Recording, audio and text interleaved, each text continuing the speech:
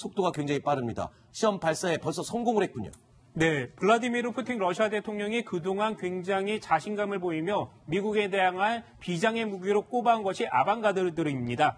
네, 이것이 이번에 그 러시아 군에서 시험 발사를 했는데 수평이나 수직 모두 극초음속으로 움직일 수 있었고 6,000km 이상 멀리 떨어진 그 훈련장에 목표물을 정확하게 타격했다고 러시아군이 공식 밝혔습니다. 러시아군은 앞으로 이것을 실전 배치할 예정이고요. 정해진 프로그램에 따라 제대로 실전 배치할 예정입니다. 네, 이일 국장님.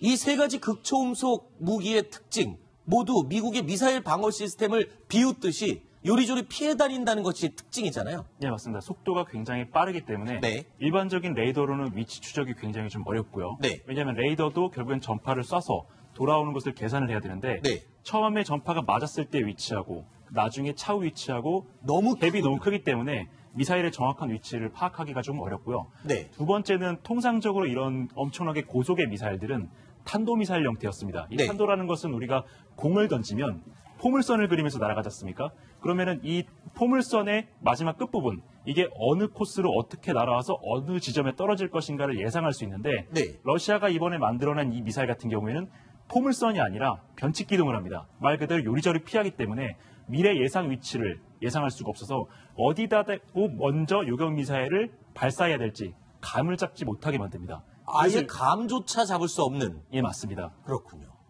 자, 아방가르드 미사일. 지금 자료 화면으로 잠깐 보신 이 개념도인데요. 이 아방가르드는 개발 단계에서부터 푸틴 러시아 대통령이 엄청나게 자랑을 했던 바로 그 전략 무기입니다.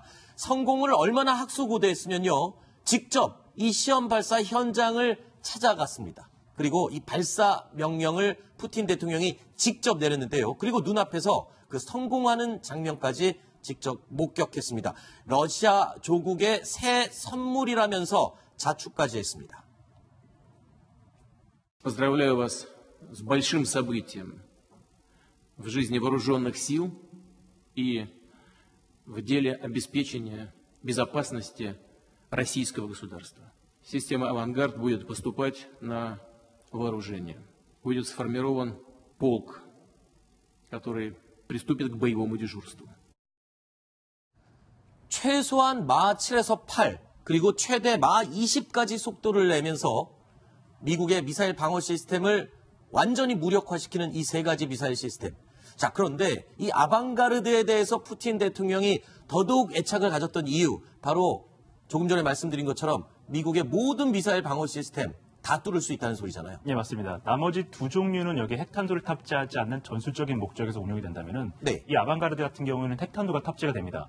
그리고 사정거리도 굉장히 길기 때문에 러시아 본토에서 미국 본토를 핵 공격을 할 수 있는데 아하. 현존하는 미국의 MD 시스템 그리고 차후 한 10년 동안 개발될 수 있는 미국의 MD 시스템 그 어떤 것으로도 요격이 불가능하기 때문에 네. 앞으로 이 창과 방패의 싸움에서 러시아가 최소 10년 이상은 절대적인 우위에 서게 됐다. 이렇게 평가할 수 있어서 푸틴 대통령이 이렇게 애착을 갖고 이야기를 하는 것 같습니다. 네. 자, 푸틴 대통령이 자랑하고 있는 이 극초음속 무기 아방가르드뿐만 아닙니다. 극초음속 순항 미사일 킨잘은 지금 화면에 보시는 이 미사일인데요. 전쟁의 감초라고 불리는 미국의 토마호크 미사일보다 사거리가 훨씬 길고 속도 또한 빠릅니다. 자, 토마호크 미사일. 그 원리를 가지고 요리조리 피해 다니면서 목표 지점까지 도달하는 위협적인 무기가 될 텐데요. 자, 그런데 미그 31 전투기에 실어서 발사하는 게 특징입니다. 이 킨잘이라는 미사일이요. 근데 Tu-22M3 전략 폭격기에 탑재해서 사거리를 무려 1000km를 더 늘렸다. 이건 어떤 의미인가요? 사실 이 미그 31에 탑재되는 것만으로도 미국의 엄청난 쇼크인데 네. 지난 8월 13일 날 엄청난 그 이슈가 될 뻔했던 사건이 있습니다. 잘 네. 알려지지 않았는데요. 8월 13일 날 러시아가 미그 31 BM 전투기에다가 킨자를 얹어서 알래스카 인근에서 훈련을 했습니다. 네. 두 번을 갔는데 두 번 중에 한 번을 미국 그 북미방공사령부에서 탐지를 하지 못했습니다. 아하. 이것이 결국에는 알래스카 근처까지 와서 2,000km짜리 미사일을 발사 실험을 했는데 네. 결국엔 만약에 이 당시에 미그 31이 작심을 하고 미국을 공격하겠다고 한다면 네. 미국이 탐지하지 못한 상태에서 저 킨잘 미사일을 미국 본토에 내리꽂을 수 있는 상황이었거든요. 아하. 그것을 미국이 탐지를 하지 못했던 것이고요. 네. 근데 여기에다가 지금 이제 더 많은 그 킨잘을 탑재할 수 있는 저 백파이어 폭격기 저기에다 저걸 장착하게 되면은 네. 이제는 알래스카에서 더 긴 함속거리를 확보할 수 있기 때문에 네. 미국 중부 지역, 그다음에 경우에 따라서는 동부 지역까지 타격할 수 있는 그 능력을 확보하기 때문에 네. 당시 8월 13일 날 그 사건이 있고 나서 미국 공군 그리고 미국 국방부가 발칵 뒤집혔던 적이 있었습니다. 아니 그런데요, 우리 시청자들도 그렇고 저도 마찬가지고 마하라는 속도가 감이 오질 않거든요. 마하 10, 이 킨잘 미사일이 마하 10이라고 하는데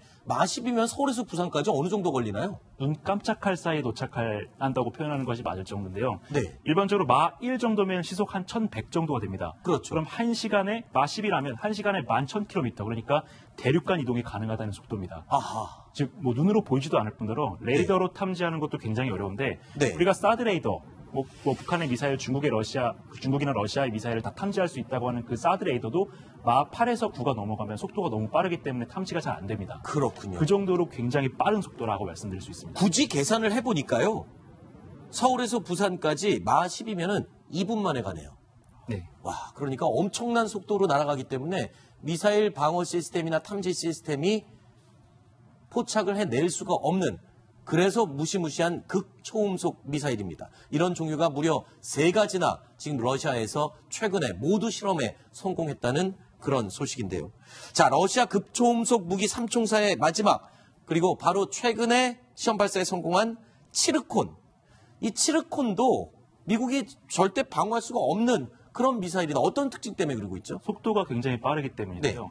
우리가 미국이 꿈의 방패라고 하죠. 이지스함을 개발을 해서 지금 모든 전투함을 그 이지스함화 시키고 있습니다. 미국뿐만 아니라 일본도 이런 이지스 전투함을 가지고 있는데 이 이지스 전투함에 탑재되고 있는 주력 대공 미사일 SM-2라든가 SM-6 같은 이 미사일의 속도가 마하 4에서 5밖에 안 됩니다. 네. 그런데 그 요격 미사일의 2배에 달하는 속도, 엄청난 속도의 이 미사일을 배치를 함으로써 네. 이런 요격 미사일이 아예 따라오지 못하도록 만드는 겁니다. 네. 아까도 말씀드렸던 것처럼 속도가 너무 빠르게 될 경우 레이더가 그 위치를 정확히 추적하지 못하는 문제가 발생하는데 네. 이 지르콘 같은 경우에는 그 속도 성능 때문에 레이더가 제대로 추적을 못하는 부분도 있지만 요격 미사일보다 2배나 빠르기 때문에 네. 따라잡을 수가 없기 때문에 요격이 안 되는 겁니다. 즉 미국이 자랑하는 세계 최강의 함대가 이제는 저 미사일로 인해서 그 지위가 흔들리게 됐다. 이렇게 말씀드릴 수 있습니다. 그렇군요. 그리고 또 이 크루즈 미사일, 이런 식으로 자체 비행을 하면서 낮게 날아가는 미사일은 기본적으로 레이더가 잡기 힘든 또 하나의 이유가 있습니다. 그래프로 한번, 움직이는 그래프로 한번 보실까요? 네. 준비가 안 됐습니까? 네. 자, 그러면 다음 이야기를 계속 이어가 보겠습니다. 자, 러시아 극초음속 무기 3총사의 마지막이죠. 최근에 성공한 치르콘, 그 얘기를 했고요. 이렇게 극초음속 무기, 그럼 궁극의 창인데 어떤 방패도 뚫을 수도 있다는 거 아닙니까? 그러면 미국이 이런 얘기도 들었어요. 최근에 극초음속 무기를 막을 수 있는 레이더 장비를 일본에 배치한다. 그건 어떻게 된 일인가요? 일단은 신형 레이더도 이제 배치를 해야 되고, 또 하나는 이제 우주에 이게 일정한 궤도로 가지 않기 때문에 우주에 위성을 많이 배치를 해서 궤도를 위성에 파악을 해야 됩니다. 그러니까 아주 최신형 레이더를 하나 개발해야 되고, 또 하나는 위성을 막 더 많이 확보하는 게 이제 발견한 부분이고, 그다음에 이제 요격하는 부분인데, 레이저 무기를 우리가 탑순에서도 몇 번 설명했지 않습니까? 네. 레이저는 뭐 비속도하기 때문에. 아, 레이저 무기라면 또 요격을 할 가능성이 있겠군요. 그런데 문제는 이게 아직까지는 한 30km 이상은 맞출 수가 없기 때문에 그 미사일이 근접했을 때만 쓸 수가 있어서 현재로서는 그것도 그거 가지고는 이제 막기가 힘든데, 앞으로 기술이 더 발전이 돼가지고 네. 뭐 100km, 200km까지 막을 수 있다면 아마도 이제 그 러시아가 자랑하는 이렇게 삼총사, 순항미사일 삼총사도 막을 수 있는 길이 있다고 생각이 됩니다. 그렇군요. 아직까지는 방어 기술이 이 공격 기술을 조금 속도가 따라가지 못하고 있는 그런 상황인 것 같습니다. 푸틴 대통령이 큰 소리 칠 만한 그런 성능을 가지고 있는 건 분명한 것 같습니다. 자, 극초음속 미사일 시리즈로 미국의 심기를 잔뜩 건드려 놓은 이 러시아. 그런데요, 정말 예민해진 이 사자의 코털을 또 건드리는 일이 발생했습니다. 러시아 장거리 폭격기가 무려 10,000km 이상을 이동해서 미국의 바로 턱 밑이죠. 베네수엘라까지 이동을 했습니다. 자, 러시아에서 출발한 Tu-160 전략 폭격기, 지구를 거의 반바퀴 돌아서 10,000km 이상 날아가 미국 바로 턱 밑 베네수엘라에 도착을 했습니다. 이유정 기자, 아니 미국 바로 코앞에까지 러시아의 전략 폭격기 2대나 왜 간 겁니까? 특히 베네수엘라라고 하면은 미국과는 좀 적대적인 성향을 가진 나라잖아요. 네, 중남에서 대표적인 반미 성향 국가가 베네수엘라입니다. 네. 그리고 러시아도 그 미국에 대해서 대립의 각을 곤두세우고 있는데요. 두 나라 정상이 최근에 만났습니다. 그리고 나서 경제적인 협력을 하겠다 이런 얘기를 하고 이후에 이렇게 군사적인 협력도 하고 있는 모습이 보이고 있는 것 같습니다. 지난 10일 날 이 TU-160 두 대가 베네수엘라 공항에 도착을 했고요. 그리고 나서 훈련에 들어갑니다. 그리고 14일까지 훈련을 하고 다시 귀환을 했는데요. 이것은 약간 미국에 대한 러시아의 견제라고 볼 수 있을 것으로 풀이됩니다. 네. 자, 그런데요. 우리가 주목해야 할 이 러시아의 전략 자산 TU-160 장거리 폭격기. 미국 전략 폭격기 중 가장 빠른 폭격기가 B-1B 랜서죠. 바로 죽음의 백조라고 알려져 있습니다. 그런데 TU-160 폭격기를 준비하다 보니까요. 원래 죽음의 백조라는 이름은 이 TU-160 폭격기가 원조다. 그러니까 미국이 따라한 거다. 지금 이런 얘기를 확인했는데 어떻게 된 겁니까, 이루 국장님? 네, 정확히는 미국이 따라한 게 아니라 국내 언론에서 그 오보를 한 겁니다. 아, 그래요? 예, 원래 최초의 그 폭격기가 나왔던 것은 B-1B 랜서 폭격기가 먼저 나왔고요. 네. 미국이 이런 초음속 폭격기를 만드니까 러시아도 우리도 이런 초음속 가변익, 그러니까 날개가 뒤로 접히는 폭격기를 만들어보자. 네. 라고 해서 나타난 게 저 TU-160인데 네. 저 TU-160의 원래 그 별명은 블랙잭이었습니다. 네. 그런데 저 그림에서 보시는 것처럼 기체 외부가 하얗지 않습니까? 하얗게 칠해놨나요, 러시아 이 폭격기는요? 네, 저게 이제 핵 공격에서 발생할 수 있을 때 그 전자파로부터 기체를 보호하기 위해서 네. 흰색 도료를 칠해서 저렇게 된 건데 저렇게 흰색 도료를 칠하다 보니까 굉장히 아름다운 기체다. 백조와 같이 아름다운 기체다. 근데 여기에 핵무기가 들어간다. 그래서 네이밍을 한 외신 기자가 그 죽음의 백조라고 지었습니다. 그런데 그것을 우리 국내 모 언론에서 잘못해서 이것을 블랙잭이 아니라 랜서에다가 그 죽음의 백조라는 이름을 잘못 붙인 겁니다. 네. 그런데 지금 보니까 그러면 조금 미국에서 자존심 상하겠네요. 그러니까 원래 원조가 이 죽음의 백조 이름을 갖고 있는 게 TU-160이고 이게 잘못 알려지면서 이게 죽음의 백조로 잘못 알려져 있었군요. 모양이 근데 되게 비슷해요. 이 앞부분과 날개 뒷부분 접히는 것 정말 굉장히 비슷한데 이렇게 하는 이유가 아까 뭐 날개가 접히면 어떤 특징이 있나요? 예, 있습니다. 미국이 저 B-1B 랜서를 만든 것이 저 가변익이라는 것은 날개 형태가 앞으로 네. 갔다 뒤로 갔다 하기 때문에 아. 고도에 따라서 비행 특성을 다르게 할 수 있습니다. 네. 달리 말해서 아까 이제 앵커님께서 낮은 고도로 날아오면 적 레이더의 사각지대라고 말씀하시지 않았습니까? 네. 즉 낮은 고도에서 저고도에서 매우 빠른 속도로 비행할 수 있기 때문에 은밀 침투 비행이 굉장히 좀 용이합니다. 미국이 저걸 만들어 놓고 보니까 러시아가 우리도 저거 한번 만들어 보자. 네. 그래서 비슷하게 최대한 따라하다 보니까 저런 항공기가 나온 겁니다. 자, 푸틴 대통령 극초음속 미사일뿐만 아니라 바로 이 TU-160 전략 폭격기도 기필코 사수하려고 노력을 애썼다고 하는데요. 그 이유가요. 바로 이 전략 폭격기가 가지고 있는 엄청난 폭격 능력 때문입니다. 이 폭격기에는 순항 미사일이 12발 이상이나 장착이 돼 있는데요. 이 미사일은 바로 핵탄두가 장착이 가능한 핵순항 미사일입니다. 자, 그림으로 잠시 설명해 드릴까요? 이 원조 죽음의 백조 TU-160 폭격기에서 발사되는 핵순항 미사일입니다. 이 거리가 어마어마한데요. 미국의 토마호크 미사일과 아주 유사한 방법으로 목표물까지 찾아갑니다. 자동 항법 장치에 실제 지형 사진과 함께 겹쳐보고 그 목표물이 맞는지를 정확하게 확인해가면서 목표 지점까지 날아가게 되는데요. 이 기술 때문에 오차가 거의 없이 정확하게 목표를 타격할 수 있고 아주 먼 거리를 날아가게 됩니다. 그렇기 때문에 폭격기에서 발사하고 또 핵탄두를 싣고 있고 먼 거리를 갈 수 있기 때문에 미국에는 상당히 위협적입니다. 그런 미사일을 12발 이상이나 한 대가 싣고 다니는 것이죠.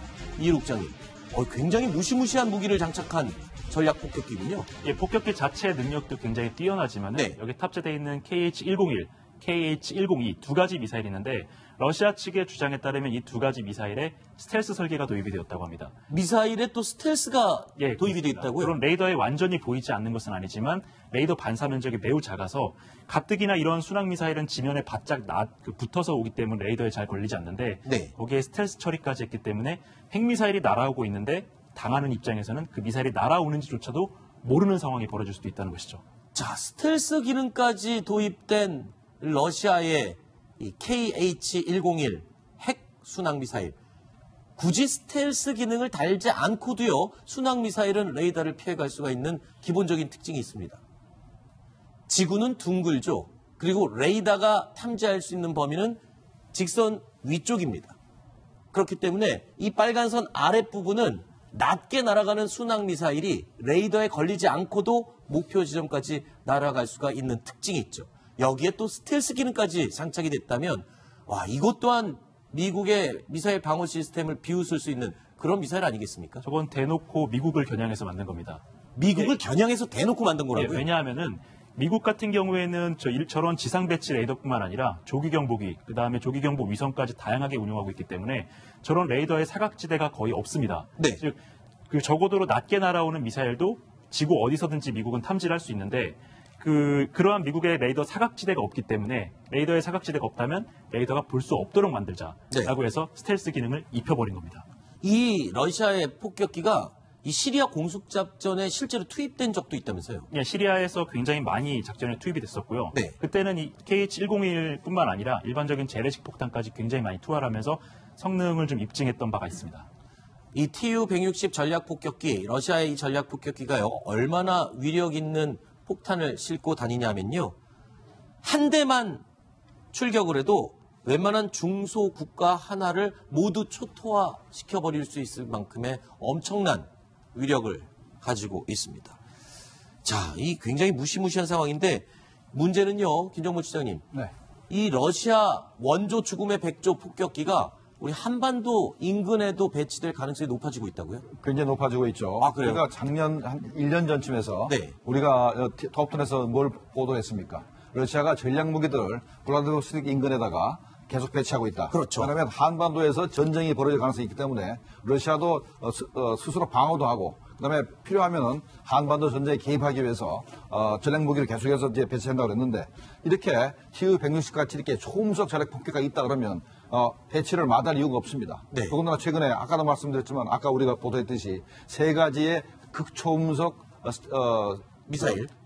순항 미사일을 네. 개발이 완료됐다면 TU-160가 실을 수 있습니다. 아하. 그렇다면 아마도 그런 그 극초음속 미사일을 싣고 우리 한반도 지역에 배치될 가능성이 높다 생각이 됩니다. 네.